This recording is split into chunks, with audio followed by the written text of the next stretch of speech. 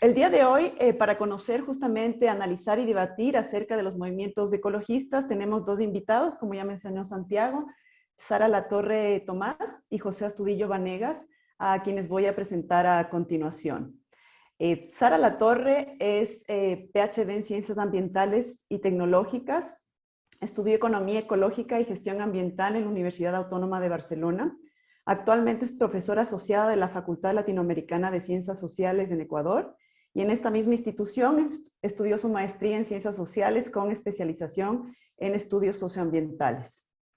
Su trabajo de investigación se ha centrado en el estudio de las acciones colectivas de resistencia frente a las desigualdades ambientales ecuatorianas desde una perspectiva de ecología política y economía ecológica. Principalmente los sectores donde se ha centrado dicho estudio han sido los sectores agroalimentario y extractivo. Sus publicaciones más recientes son Justicia Ambiental y los Objetivos de Desarrollo Sostenible, desde las sinergias de los vacíos y las contradicciones evidentes. Otro estudio es Resistiendo la acumulación por disposición en los manglares ecuatorianos, la política de identidad del movimiento por la defensa del ecosistema manglar.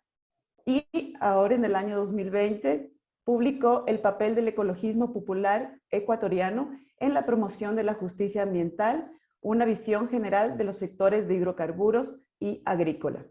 Junto a la investigación, Sara, aparte de ser actualmente profesora asociada de Flaxo Ecuador, también ha ejercido la docencia en universidades como la Escuela Politécnica Nacional y la Universidad Andina Simón Bolívar, y ha recibido varias becas y menciones nacionales e internacionales para realizar sus investigaciones. Entonces, un gusto y un honor tenerla aquí presente en el conversatorio.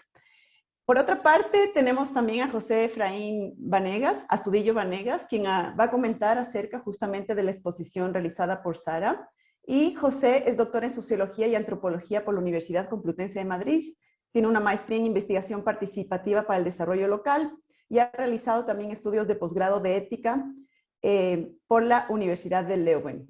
Actualmente es docente investigador de la Universidad de Cuenca. Sus líneas de investigación están vinculadas con el buen vivir, desarrollo sostenible y postdesarrollo, economías alternativas y migración. Entre sus publicaciones más recientes están Educar para la práctica de la economía social, popular y solidaria, Desinstitucionar la economía social y solidaria, y una publicación en portugués que es El buen vivir supera las limitaciones del desarrollo. Bueno, después de esta presentación, entonces, damos paso a Sara Latorre. Por favor, una exposición de 30 minutos y posteriormente pasamos a 15 minutos de comentarios y cerramos después con las preguntas y comentarios del público. Adelante, por favor, Sara. Gracias, Alejandra. Bueno, agradecer también a Santiago por esta invitación. Para mí es un placer poder presentarles algunos de los trabajos que he venido haciendo y también tener los comentarios. Para mí va a ser un honor de José. Y bueno, un saludo a toda la audiencia. Voy a empezar a compartir la presentación.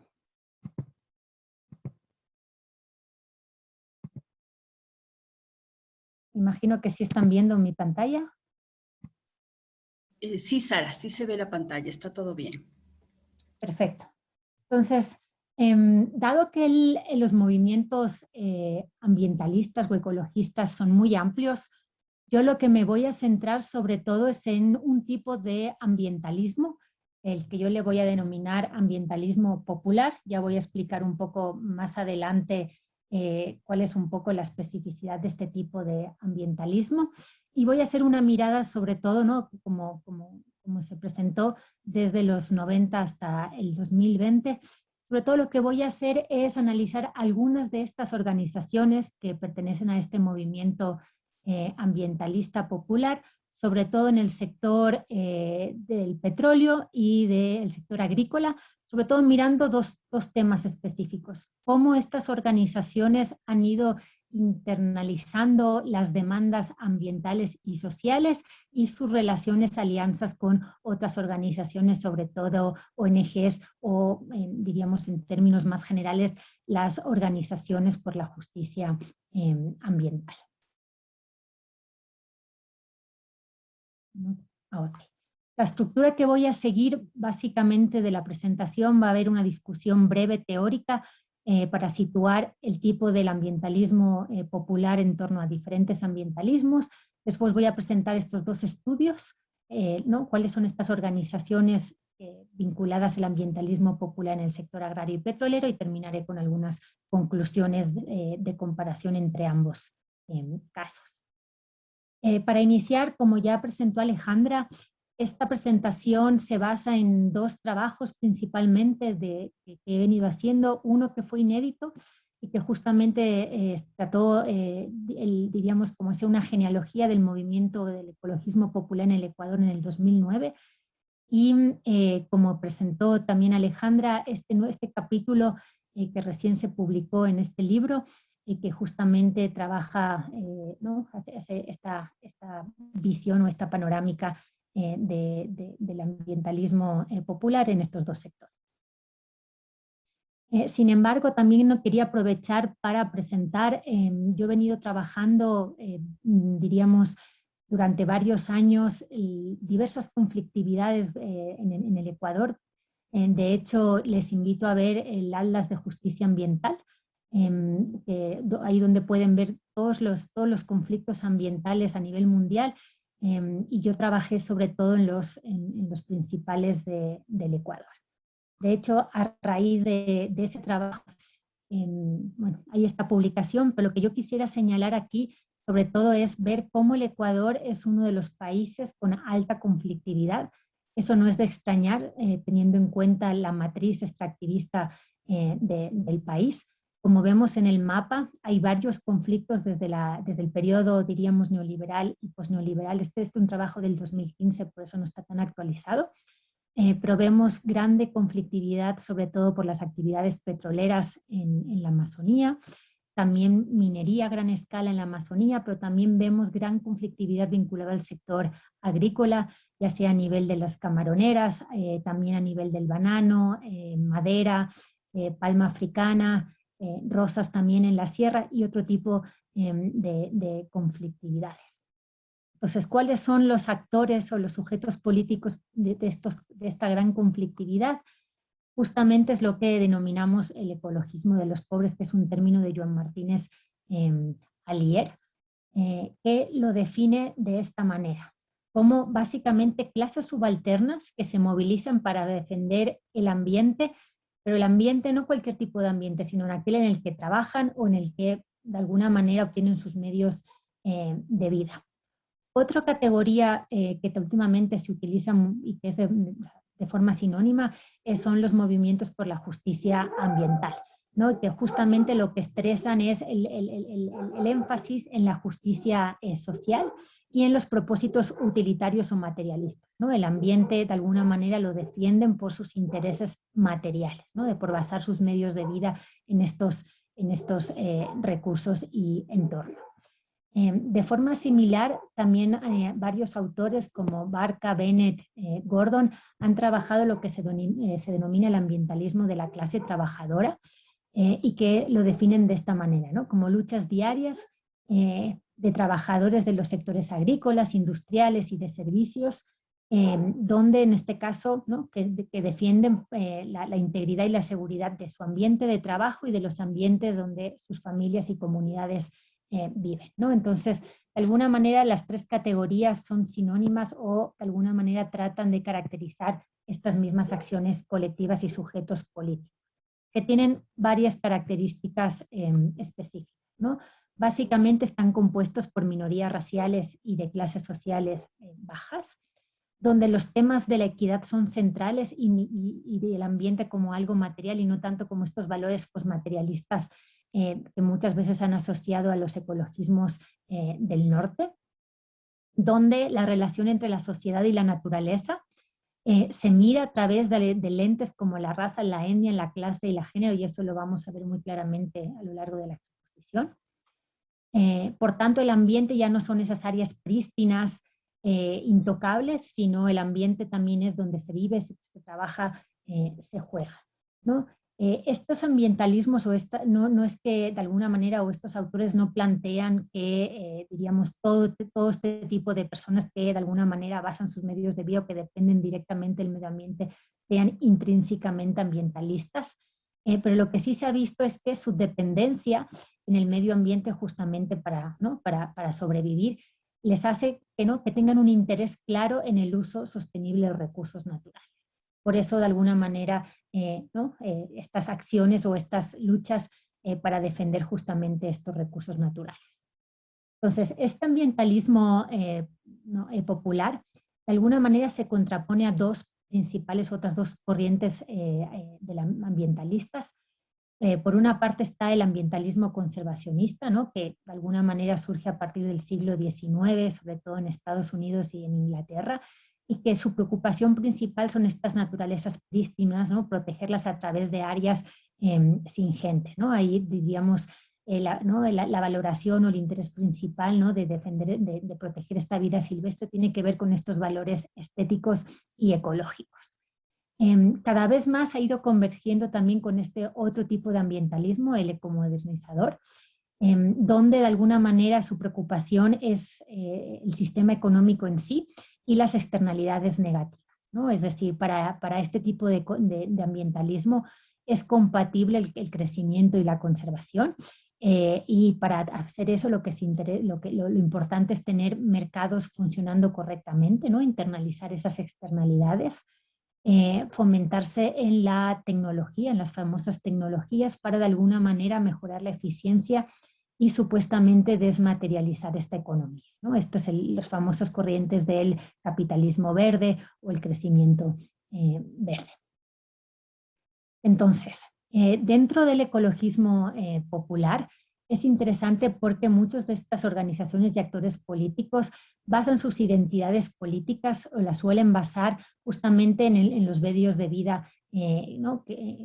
Principales, ya sea, por ejemplo, ¿no? el movimiento campesino o el movimiento de los recolectores del manglar o por la defensa del manglar. Entonces, estas, ¿no? construyen estas identidades colectivas como medios de vida, y eso permite a veces borrar algunas otras, en este caso, divisiones aparentes, por ejemplo, a través de la raza, clase, género, casta. Pero también la otra, diríamos, la otra tendencia también es posible. Es decir, muchos de estos actores ¿no? generan sus posiciones, ¿no? de sujeto colectivo a través ¿no? en este caso, de categorías como la etnia, la etnicidad, la raza, el género, la casta.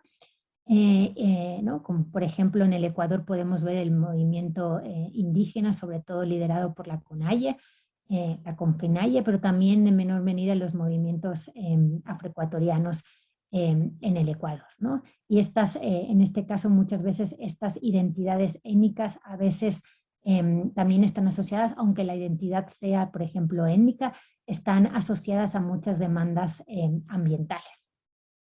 Entonces, en general, lo que hay que entender es que esto no es un movimiento unificado, sino hay que entenderlo como una pluralidad de organizaciones y de movimientos sociales con sus propias estructuras organizativas, identidades colectivas y alianzas.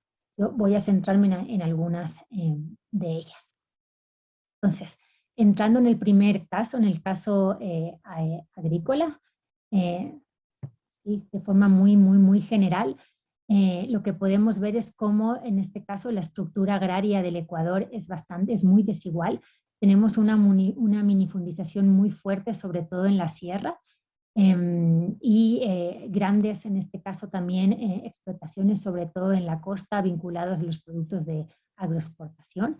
Vemos cómo, bueno, lastimosamente, el último censo es del 2000, no hay datos más actualizados, pero diríamos, partiéndose de ese censo agropecuario, vemos cómo el 60.7% de toda la superficie que tiene mayor de 50 hectáreas solo está, en este caso, en el, diríamos, lo contiene solo el 6.4% de familias, en este caso, agrícolas.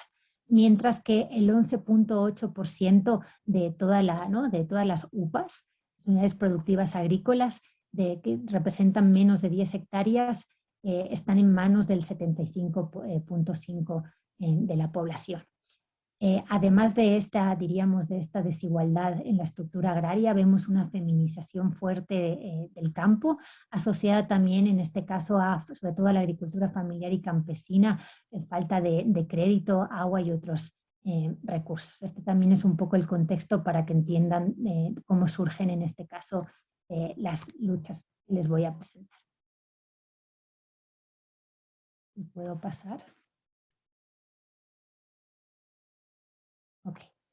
Entonces, el movimiento, en este caso ambientalista, en este caso de los trabajadores agrícolas, de las principales organizaciones surgen en un contexto de posreforma agraria en los años 60. Tenemos en este caso el actual FENOCIM, pero que en el año 1965 emerge como FETAP, la Federación de Trabajadores Agropecuarios, que posteriormente irá cambiando en este caso su nombre justamente a FENOCIN en el año 97, que es la Federación ¿no? de Trabajadores y Organizaciones Campesinas Indígenas y Negras. Esta va a ser la organización líder hasta finales de los 80 para avanzar justamente los derechos de los trabajadores y en este caso las luchas por la tierra.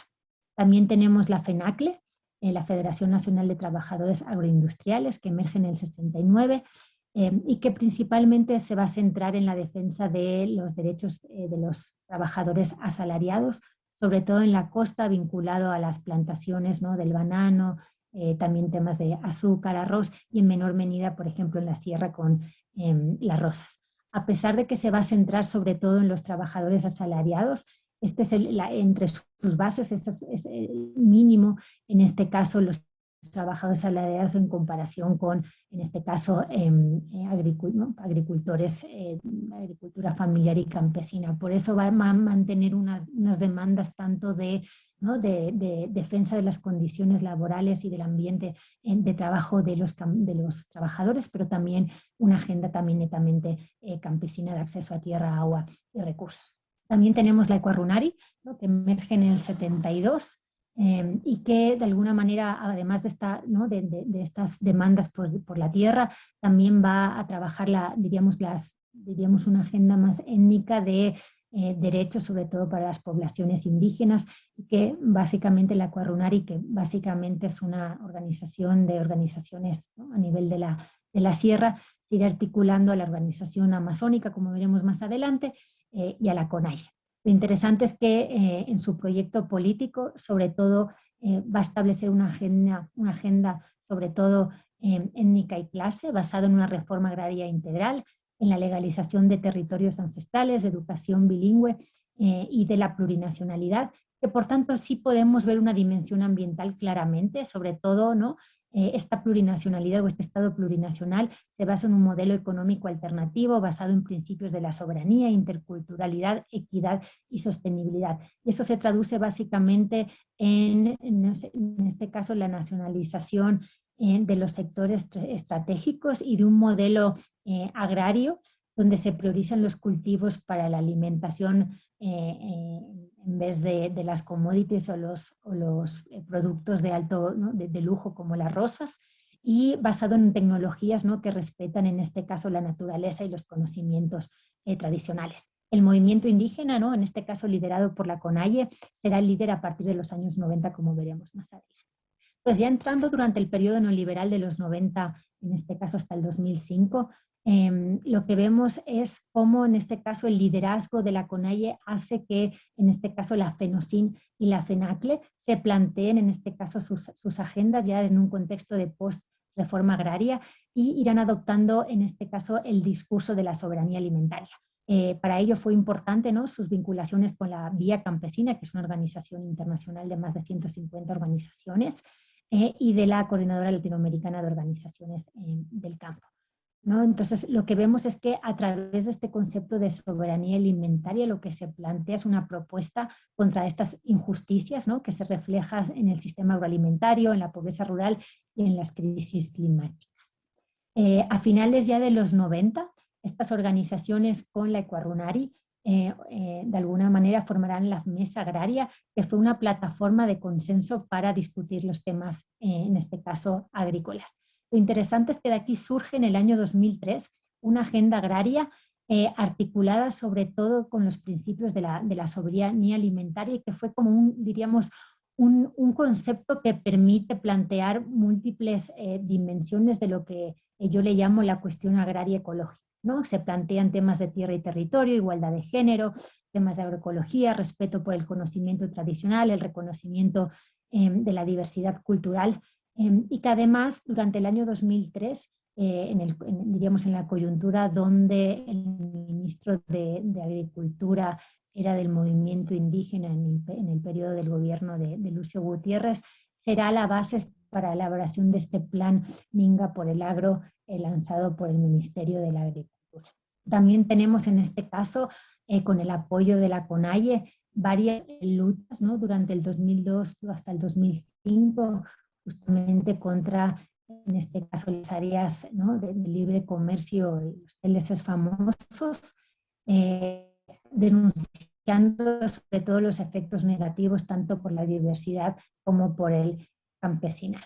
Pues, viendo el periodo, diríamos entrando en el periodo neoliberal, donde la CONAIE en este caso pierde en este caso liderazgo, donde vuelve la FENOCIN sobre todo a liderar, sobre todo por estas alianzas que va a tener con el gobierno, en este caso de Alianza País. De hecho, durante la Asamblea Constituyente, el periodo 2007-2008, se reconoce el principio de soberanía alimentaria. De hecho, después en el año 2009 con la soberanía alimentaria, y que además, en este caso, pero a partir de esa época, desde el 2009-2010 hasta el 2007, hay toda una disputa por el contenido de las leyes, ¿no? En este caso que desarrolla la LORSA, ¿no? Para ello se creará la famosa COPISA, ¿no? Que fue una institución de las organizaciones sociales donde planteaban en este caso borradores de leyes con la participación de la ciudadanía, pero que al final era la Asamblea quien tenía en este caso el poder de aprobación. Por tanto, lo que vemos es que el marco institucional de la soberanía alimentaria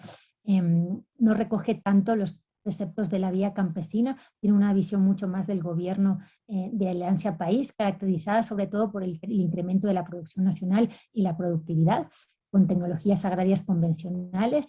Hay un favor de la agroindustria de procesados y un incremento de las agroexportaciones. Pero sí es cierto que tiene alguna agenda procampesina, llamémoslo así, sobre todo con el fomento de la agricultura por contrato, ciertos créditos públicos, en este caso a alguna de las producciones vinculadas algunos de los rubros vinculados a la agricultura familiar y campesina, el plan de reactivación del café y cacao que tuvo, ¿no? que tuvo como beneficiarios productores tanto de la Amazonía y de la costa de estos dos rubros, el incremento del salario mínimo, el intento de la tercerización, una modesta reforma agraria y algunas leyes.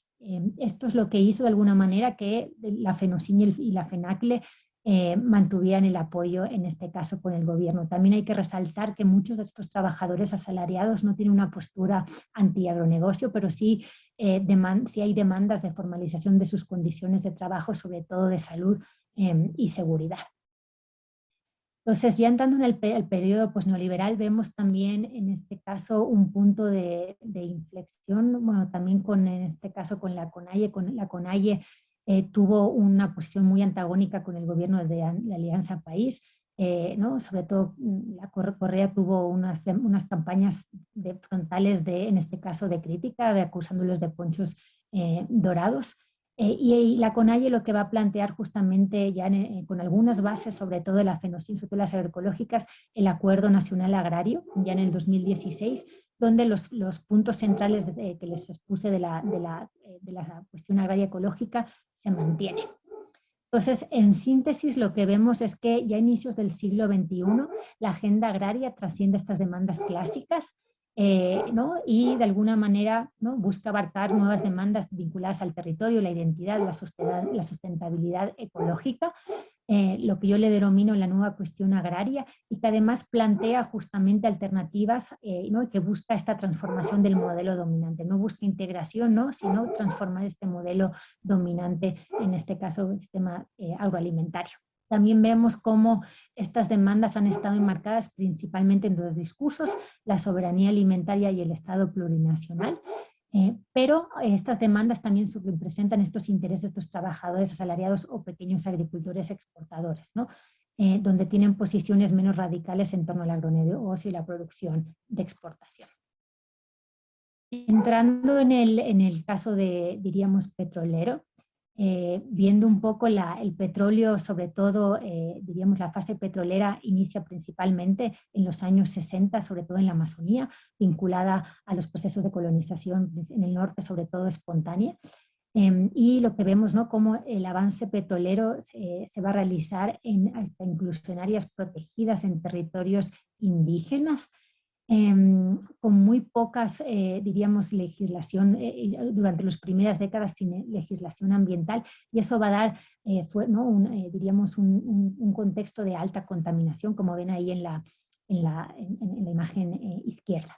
Entonces, lo que vemos es que, diríamos, van a ser 4 actores principales los que van a, en este caso, luchar o los que van a mantener una lucha, en este caso, una agenda ambiental vinculada al tema petrolero, ¿no? Todos estos 4 actores van a emerger en la época de los 80-90.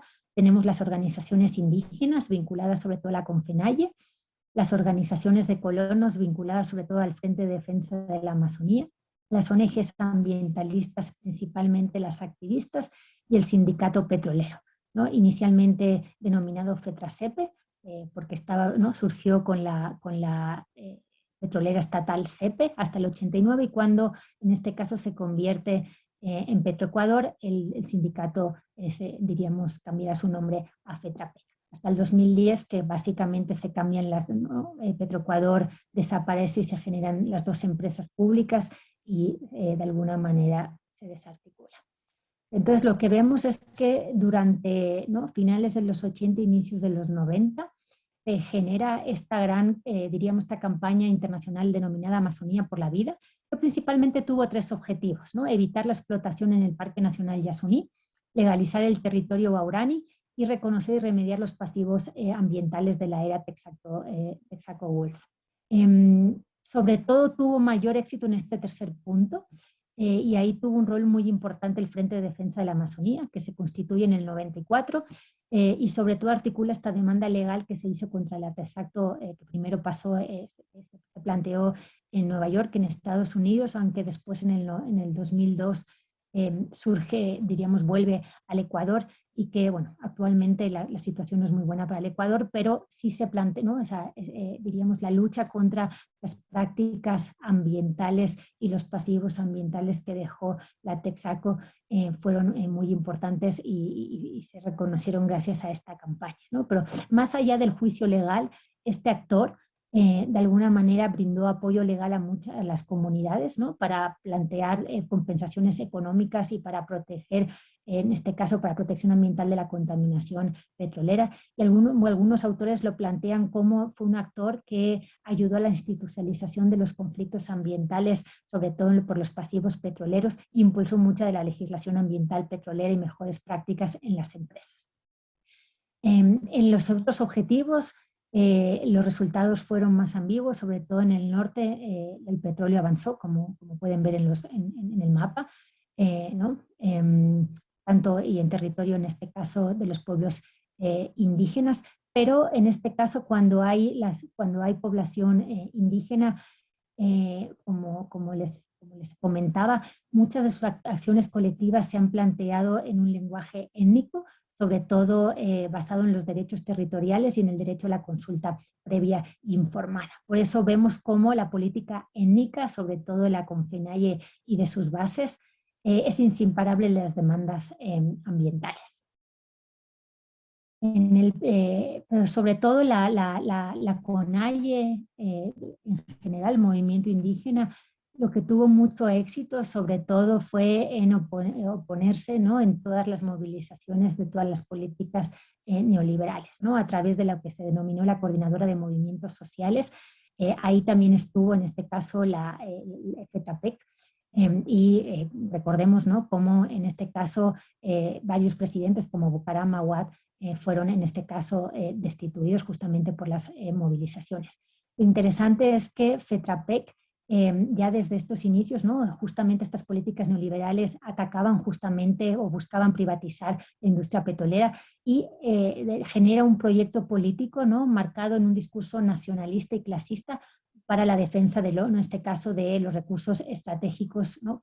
Situados como, en este caso, ¿no? Con un discurso de ciudadanía y de soberanía nacional. Esto lo que hará justamente es construir, junto con sus aliados también ambientalistas, un discurso totalmente antiimperialista y antitransnacionales, ¿no? Resaltando cómo las transnacionales se llevan el 80% de las regalías, mientras que solo queda el 20% para el Estado. Aunque eso hará que las prácticas, ¿no? Las prácticas también de las empresas estatales se invisibilicen, pero lo que se mostrará justamente es cómo, ¿no? Los beneficios se van a las transnacionales, mientras que las poblaciones locales se quedan con todos los pasivos ambientales. Y esto sobre todo se verá en este caso con las poblaciones, sobre todo de colonos, de las zonas de extracción. De hecho, como reacción a toda esta situación, durante la época del 2000 al 2005, se va a conformar el Comité Biprovincial, donde ahí está el Frente de Defensa, también está FETRAPEC, y que va a tener varias movilizaciones, sobre todo en el 2001, cuando se quería construir el oleoducto de crudos pesados, y que iba a privilegiar sobre todo a las empresas petroleras privadas. También, diríamos, hubieron fuertes movilizaciones, también en el 2002, 2005 y en el 2007, y siempre básicamente lo que demandaban es una mejor distribución de la renta petrolera en las zonas de extracción, ¿no? en forma de infraestructura, inversión productiva, etcétera, restauración ambiental de las zonas contaminadas y mejores prácticas ambientales y petroleras. De hecho, en este caso, todas estas demandas van a ser de alguna manera, van a permear en el periodo neoliberal.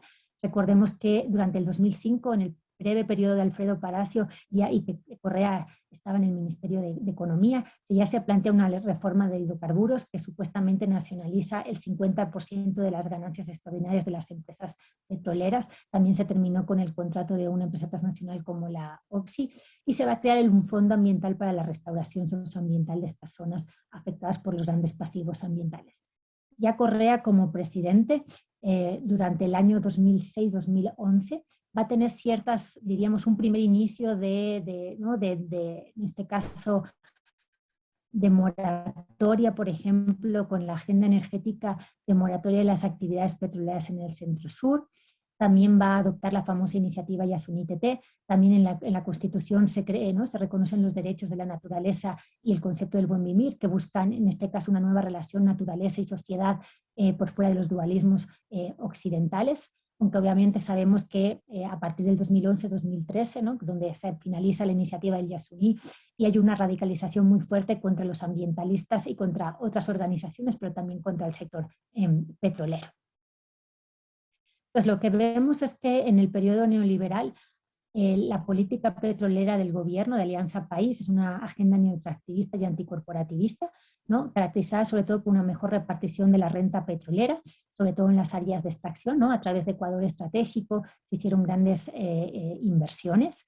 Hay una creación y fortalecimiento de dos empresas petroleras públicas, Petroamazonas y Petroecuador EP, la creación del PRAS, el Programa de Remediación Ambiental y Social, y vinculado a la agenda anticorporativista, también la prohibición de la huelga en el sector público y los contratos colectivos, que afectarán mucho en este caso al sindicato petrolero, y que además con las nuevas empresas de alguna manera se desarticula. Pero lo que vemos en general es que las demandas de justicia ambiental planteadas por este comité son asumidas parcialmente por el gobierno, aunque las demandas más radicales, ¿no? diríamos, contra la extracción son deslegitimadas y criminalizadas. Pues en este marco de agenda neoextractivista, lo que vemos es que los actores indígenas van a plantear lo que en este caso algunos autores como Marisol de la Cadena plantea como la cosmopolítica indígena, ¿no? En un contexto sobre todo del régimen ambiental, sobre todo climático y la biodiversidad. ¿Qué quiere decir esto de la cosmopolítica indígena? Básicamente el posicionamiento de ontologías indígenas, ¿no? Que ven, ¿no? En este caso, que consideran a la naturaleza como un ser sintiente, y que ven como la relación entre la naturaleza y el ser humano como algo, diríamos, en este caso, inexorablemente conectados, como alternativas, en este caso, al modelo económico y social dominante. Tenemos en este caso dos proyectos principales, el que se llama Causa Satsai, impulsado sobre todo por Sarayaku y Pakiru, en Pastaza. Y tenemos el proyecto de Cuencas Sagradas que lo adopta la Confrenaye en sí. Ambos proyectos han ido a las COPs internacionales y que lo que básicamente buscan es una moratoria de las actividades petroleras en el centro-sur, ¿no? En un marco de una transición mundial a una economía post-carbono, ¿no?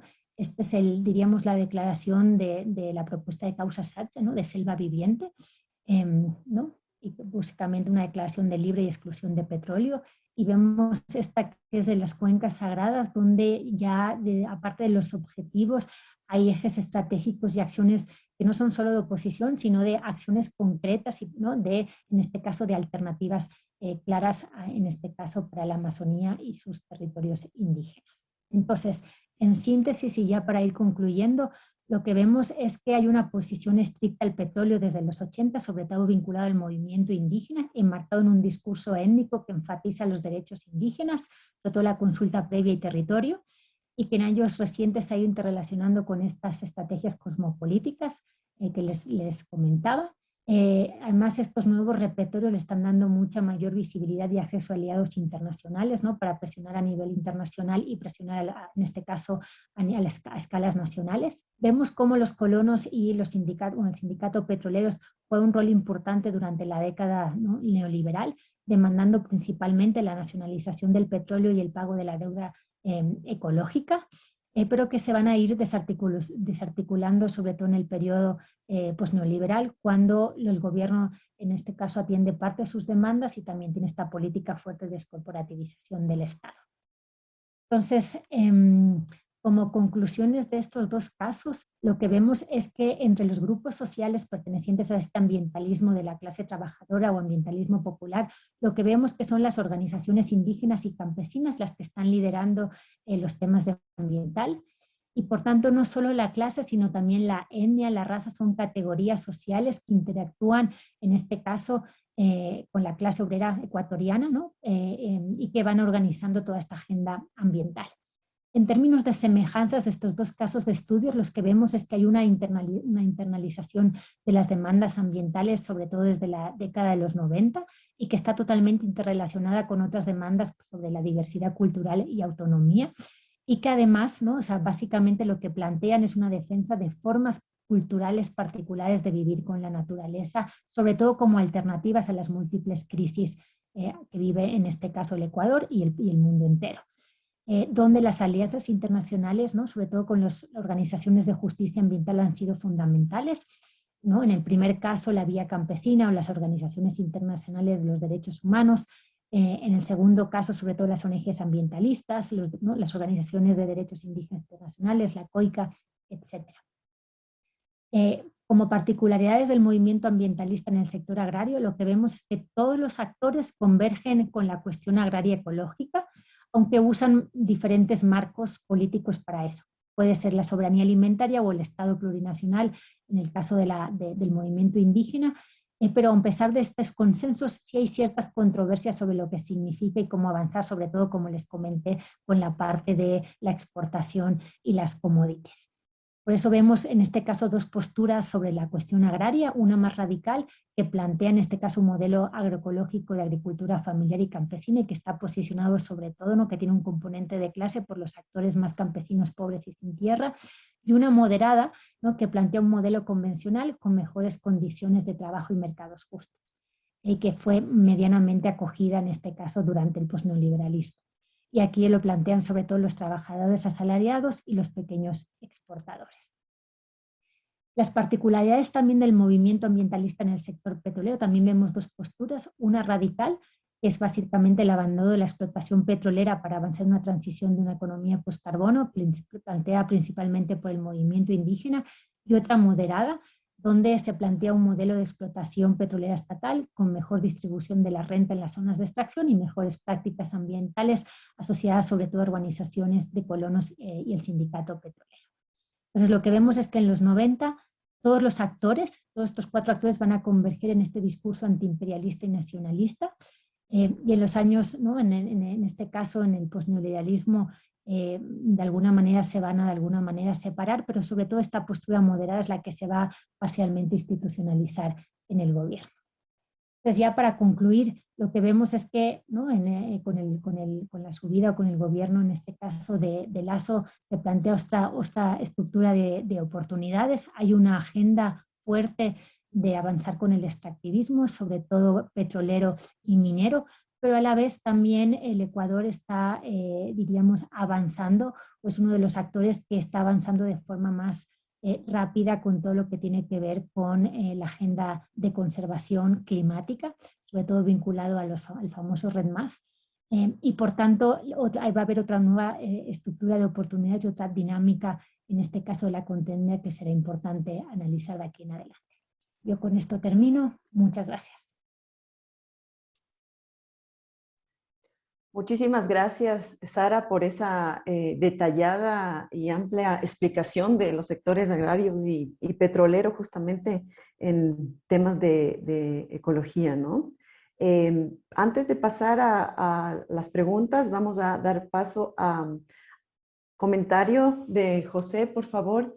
Tenemos 15 minutos para escuchar los comentarios de José Astudillo. Adelante, José. Muchísimas gracias. Me dejan una tarea muy difícil, Sara. Así que qué gusto de escucharle. También un agradecimiento a Santiago, Alejandra, por la oportunidad de comentar esta ponencia. Creo que Sara de la Torre ha hecho un recorrido bastante minucioso de lo que son las organizaciones, ¿sí? Que defienden pues el tema del ambiente, de la ecología. Yo me remitiré a hacer una reflexión pues en ese sentido, desde algunas entradas también que me parecen importante considerar. La primera cosa que creo que es importante recuperar es que es muy difícil como separar a las organizaciones ambientalistas o ecológicas o el ecologismo de las organizaciones sociales a nivel general. Porque las organizaciones sociales lo que tienen es en determinados periodos un énfasis pues en algunos temas que ven importantes en el contexto y en la coyuntura que están viviendo. En este sentido, en la década del 90, la organización indígena emerge, ¿sí?, desde la recuperación de la tierra. O sea, a mí me parece que ese es un punto de quiebre fundamental en la consideración de las organizaciones indígenas y en la consideración también del movimiento ecologista, del movimiento que recupera el derecho a cuidar la madre tierra. El movimiento indígena recupera en 1992 el uso del suelo, ¿sí? Más allá de la propiedad privada está el uso del suelo. Eso que Samper llama una economía de la suficiencia, o lo que Marx en la economía política llamará la economía de uso o la economía de intercambio. El movimiento indígena y la población ecuatoriana comienza a sentir que se le está dando otro uso al territorio. Evidentemente, minería, petróleo, también extracción de recursos para el intercambio. Los indígenas comienzan a sentir que las empresas y poco a poco también las transnacionales van utilizando el suelo para la siembra también, por ejemplo, de todo lo que son cultivos transgénicos, los monocultivos. Entonces, le van dando otro uso al suelo. Reclamar el uso del suelo para el sustento, para el alimento, es lo que hizo que en el 92 el movimiento indígena llene de grafitis diciendo ni una hacienda más en el Ecuador. En la década de los 90, con este quiebre importante, con esta emergencia del movimiento indígena como sujeto político, ¿sí? El movimiento indígena, a través de sus luchas históricas en el 92, emerge como sujeto político para cuidar la tierra. Acá hay que considerar en el 90 una característica especial también en las ONGs. Quisiera recuperar ese texto clásico de François Huttard cuando hace ese cuestionamiento desde el CETRI de su instituto de Lovaina la Nueva en Bélgica y se cuestiona: ¿las ONG son alternativas de desarrollo o instrumentos de dominación? De hecho, allí hablaremos de ONGs y de ONGs. Pues algunas ONGs se alinearon al capital de cooperación que en el periodo neoliberal, con la ausencia del Estado y del gobierno, comenzaron a implementar proyectos para de alguna manera paliar la pobreza. Y otras ONGs comienzan también con un proceso de militancia importante en la defensa de los recursos naturales.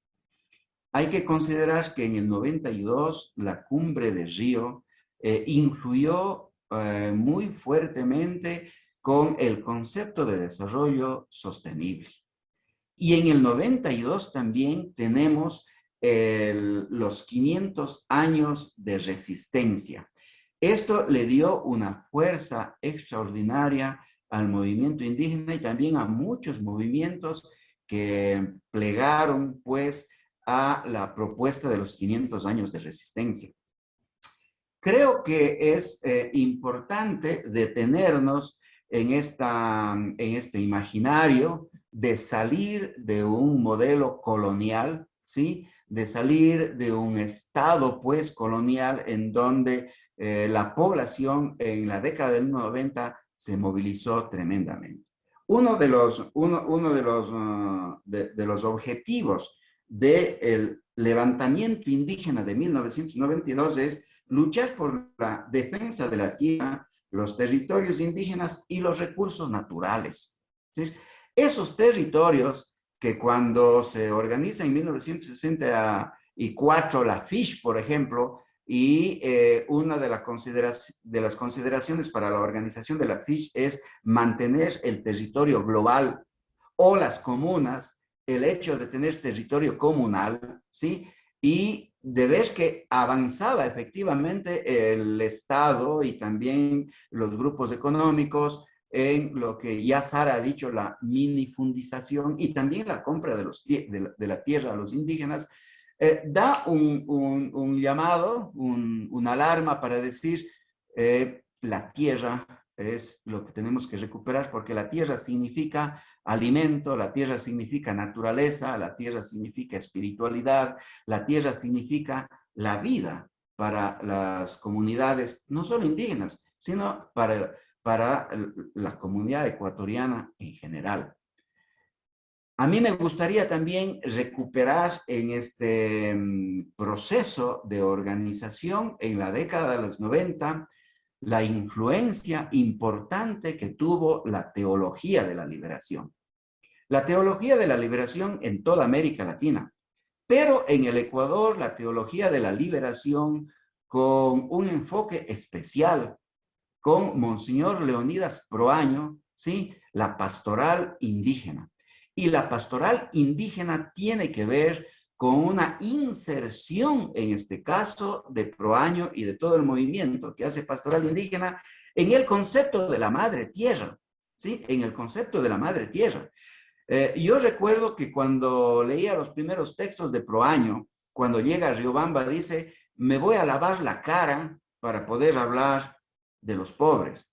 Y la forma de lavarse la cara de Proaño fue repartir la tierra de la provincia de Chimborazo, donde la iglesia era la mayor propietaria, era una gran hacendataria la iglesia, y Proaño comenzó repartiendo la tierra, ¿sí? Y lavándose la cara para después incidir en la toma de los territorios y de las haciendas, y se fortalece el movimiento indígena, se fortalece la Icuarunari, se fortalecen los movimientos indígenas desde esa propuesta fundamental. Es un tema de defensa de la naturaleza, de la ecología, la madre tierra, es decir, esta forma de concepción y de organización efectivamente del movimiento ecológico. Yo tengo un poquito de... me hace ruido el periodo post-neoliberal, ¿sí? Porque en mi concepto hay un periodo neoliberal desde el 90 hasta el 2021, ¿sí? Es decir, lo que me parece que vivimos desde el 95 hasta el, digamos, 2017, ¿sí?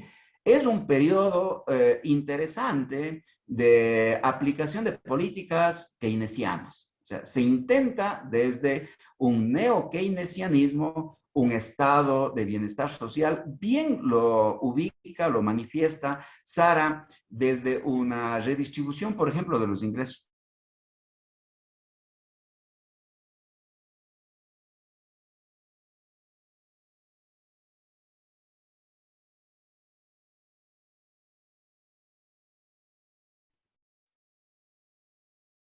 Algo pasó.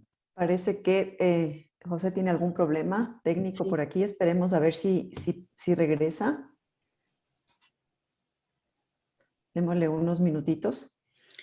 Sí, esperemos un momentito. Recordamos a la audiencia que nos pueden dejar sus preguntas a través del chat de esta plataforma. También nos están siguiendo por Facebook. Hay algunas preguntas que ya han sido enviadas a la moderación y comentarios para la presentación de Sara sobre este tema que genera tanta controversia. No sé si ya está José por acá. Ahí está José, pero no sé si... ¿Nos escuchas, José? No, José no está por ahí. Démosle un par de minutos más. Santiago, ¿podríamos aprovechar este momentito para hacer el ¿Me anuncio están escuchando en este momento? Perfecto. Ahora sí, José. Sí, adelante, por favor. Disculpas. Pues bien, como les decía, creo yo que esta es una continuidad con este periodo efectivamente en donde se intenta esta aplicación de una propuesta keynesiana, un modelo keynesiano. Algo que me parece importante que hay que recalcar en el surgimiento de los movimientos sociales y ecologistas es el periodo de 10 años con más de 11 presidentes, ¿sí? Incluida una presidenta creo que de 2 días, ¿sí? Es decir, recordemos que desde 1996 hasta el 2005 hay una crisis institucional y esa crisis institucional y política hace también que los movimientos sociales vayan adquiriendo una fuerza. Y tiene que ver también una crisis institucional porque los diferentes gobiernos querían aplicar el modelo neoliberal a rajatabla. No les iba bien, pues no les iba bien con todas estas propuestas, con los tratados de libre comercio, y eso es muy importante. Porque el periodo que se inicia del 2007 se inicia efectivamente en lo que yo llamaría en un proceso de este juego de institucionalización o un proceso instituyente e instituido, ¿sí? Se instituye un imaginario de sociedad, porque venimos de un proceso absolutamente de cansancio y hay la Constitución de la República del Ecuador es una constitución que parecería que es una demanda de un movimiento ecologista. Derechos de la naturaleza, una ciudadanía universal, el tema de la participación que involucra a las comunidades indígenas, la posibilidad de hacer territorios indígenas independientes, etcétera, es esa carta de navegación que tiene que ver con ese imaginario del cansancio del que nosotros venimos. Pues una vez recuperado ese periodo, para avanzar un poquito desde el 2017 en adelante, a mí me parece muy interesante lo que propone Sara en esta especie de clasificar a los movimientos el movimiento ecologista popular, de justicia ambiental, desde la vertiente de Joan Martínez Alier, o el ambientalismo de la clase trabajadora de Barr, Cabenet y Gordon, o el ambientalismo popular, conservacionista, o el ambientalismo ecomodernizador. A mí me da la impresión de que acá en el Ecuador habría que seguir a este gran militante, ecólogo, Arné Naes, que dice lo que aquí debemos diferenciar es entre el ecologismo profundo y el ecologismo superficial. Y entonces ubica con absoluta claridad al ecologismo superficial como esa necesidad de Occidente, ¿sí? E incluso dice, pues hay una necesidad en Occidente porque se están acabando los recursos, unido mucho al tema de la sustentabilidad o el desarrollo sostenible. Y todos los informes, pues, que desde el informe de Meadows se viene dando al desarrollo sostenible, que también viene generando de alguna manera esta suerte de movimiento desde la ONU de la conservación de los recursos naturales. Y él lo denominará este conservacionismo o un ecologismo superficial. ¿Qué es lo que propone? Una ecología profunda, un ecologismo profundo. ¿Y qué tiene que ver en el ecologismo profundo? No es otra cosa sino lo que nosotros acá hemos hecho, esta reflexión y esta recuperación de los buenos vivires. Y pongo énfasis en esto de los buenos vivires, porque no hay un buen vivir único, universal, global. Existen buenos vivires según las culturas, buenas prácticas de la vida, de manejo del tiempo, de uso del tiempo en nuestras culturas. Y en este sentido, pues como hemos visto estos últimos tiempos, lo que se ha hecho en estos movimientos sociales, que ya lo ha narrado, lo ha identificado y lo ha dicho con sus nombres, Sara, es la lucha, por ejemplo, por el agua. Aquí hay que recalcar a estas organizaciones territoriales como son las juntas de agua. No hicieran nada los movimientos sociales que luchan, por ejemplo, por el agua, si no hubieran las juntas de agua. Los cabildos populares. Importante también las organizaciones territoriales, es decir, todo esto que has narrado, Sara, las alianzas entre los diferentes gobiernos locales o parroquiales, o en Morona, Santiago, los gobiernos cantonales, que son gobiernos locales, territoriales, que están defendiendo sus recursos. Eso ha hecho que, por ejemplo, en el 26 de marzo del 2019, en Girón, se gane la consulta popular con 86% en contra de INB Metals, que está intentando explotar Quimsacocha. Esa importante alianza de las juntas de aguas, gobierno local, para proponer. Esa consulta no estuvo aprobada por el CNE, pero es una consulta que viene desde los sectores sociales, desde las juntas de agua, y que se convierte en una voz, digamos que desde la motivación y desde el proceso instituyente, para que en el 3 de marzo del 2021, ¿sí? En Cuenca, con un 80% ganemos la consulta popular, ¿sí?